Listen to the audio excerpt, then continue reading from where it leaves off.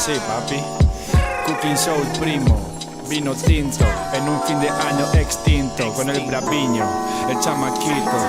Yo, dos amigos con vino tinto, ven un fin de año que ya está extinto. Un mito, admito y vomito, que fue bonito rapear todos los recuerdos cuando estaba pensativo. Alivios, olvidos de delirios, te explico que cuando lo suelto me siento distinto. En un sitio de vicio, sin ningún vicio, escuchando lo que digo y también lo que él dijo. Cooking Soul Primo, de las primeras bases del chamaquito.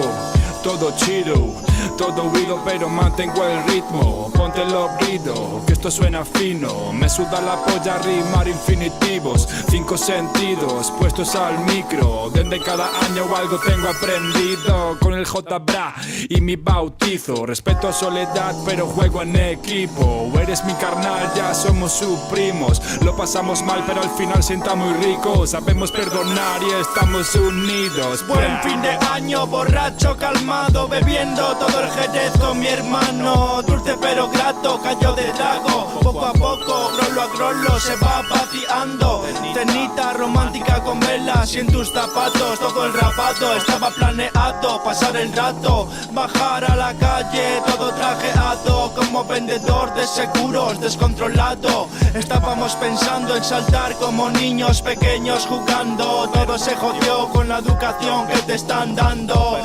Perdónate por tu pasado y las mentiras que te contaron. Yo con Daniel Vila, rollito desenfadado.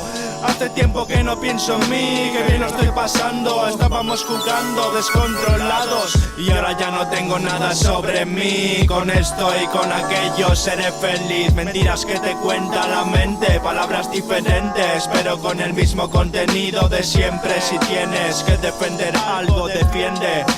Pero si no hay nada ya no hay guerra, comprende, comprende, comprende. Estábamos jugando con tus dientes, Saltimbanqui, Gero Blaster, Fittipaldi, flipando contra Big Danit, durmiendo con pijama pero sin cami, sin cami, sin cami.